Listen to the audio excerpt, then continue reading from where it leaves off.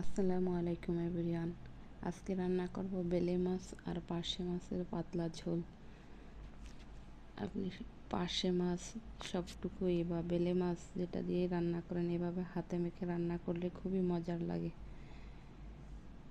দুইটা বেলে মাছ ছিল, একটা সামুদ্রিক কী মাছ নামটা ঠিক মনে নেই, জানি না, আর 3টা পার্শে মাছ একসাথে হাতে মেখে রান্না করব। তা মাছগুলো কেটে বেছে পরিষ্কার করে ধুয়ে নিয়েছি। এবার পেঁয়াজ কুচি হাতের সাহায্যে ভেঙে দিচ্ছি,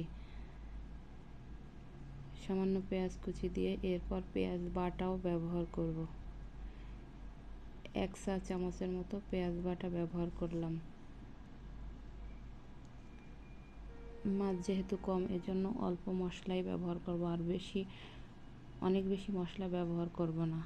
1/2 চা চামচের মতো রসুন বাটা ব্যবহার করলাম, 1/2 চা চামচের কম একটু জিরা বাটা ব্যবহার করলাম। এরপর 1/2 চা চামচের মতো বা তার থেকে একটু কম হলুদ গুঁড়ো দিয়ে দিলাম। এরপর সামান্য মরিচের গুঁড়ো দিয়ে দিলাম, এটাও 1 চা চামচের কম। মাছ যেহেতু কম, মশলাও একটু কম কম দিয়েছি, আর বেশি মশলা এতে ব্যবহার করব না। 1/2 চা চামচের একটু বেশি লবণ দিয়ে দিলাম, আপনারা স্বাদ মতো লবণ দিয়ে দিবেন পরিমাণ মতো। এবার রান্নার তেল দিয়ে দিলাম, 1 টেবিল চামচের মতো রান্নার তেল দিয়ে দিলাম।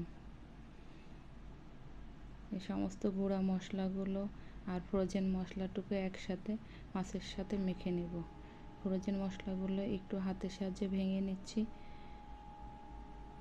মাছের সাথে গুঁড়া মশলাগুলোর সাথে একসাথে সুন্দরভাবে হাত দিয়ে মিক্সড করে নেব। সবগুলো মাছের গায়ে একটা একটা করে সমস্ত মশলাগুলো মেখে নেব। মশলাটা যত সুন্দরভাবে টাইম নিয়ে মাখবেন, মাছটা খেতে তত সুস্বাদু হবে। এভাবে আপনারা অন্য যে কোনো সামুদ্রিক মাছ, নরম মাছ, ছোট মাছ এভাবে রান্না করে খেতে পারেন, খেলে খুবই মজার হয়। আর যারা রান্না করে খান তারা তো জানেনই কতটা মজাদার। আর যারা নতুন আপুরা নতুন রান্না সম্পর্কে বেশি অভিজ্ঞ না, তাই তাদেরকে বলছি তারাও এভাবে রান্না করে খেতে পারেন। যাই হোক, আমার সমস্ত মশলাগুলো মাছের সাথে মেখে নেওয়া হয়ে গেছে। এবার পানি দিয়ে দিলাম, অল্প পরিমাণে পানি দিয়ে দেব। মাছগুলো যেহেতু নরম, তাই বেশি একটা পানি লাগবে না। অল্প পানির সাহায্যে মাছগুলো সুন্দরভাবে কুকড হয়ে যাবে, তাই অল্প পরিমাণে পানি দিয়ে দিলাম। এরপর চুলার জালটা ধরিয়ে দিয়ে ঢাকনা দিয়ে ঢেকে দিলাম। মাঝে কয়েকবার একটু হাতলটা ধরে নাড়িয়ে চাড়িয়ে দিয়েছি, খুন্তি দিয়ে নাড়াচাড়া করিনি, তাতেই মাছগুলো ভেঙে যাচ্ছিল। মাছগুলো খুবই নরম, এজন্য সামান্য পরিমাণে ভাজা জিরার গুঁড়ো দিয়ে একটু ঝোল থাকা অবস্থায় চুলাটা বন্ধ করে দেবো, অর্থাৎ রান্না শেষ করে নেব। এই ঝোলটা পরবর্তীতে টেনে অল্পই হয়ে যাবে।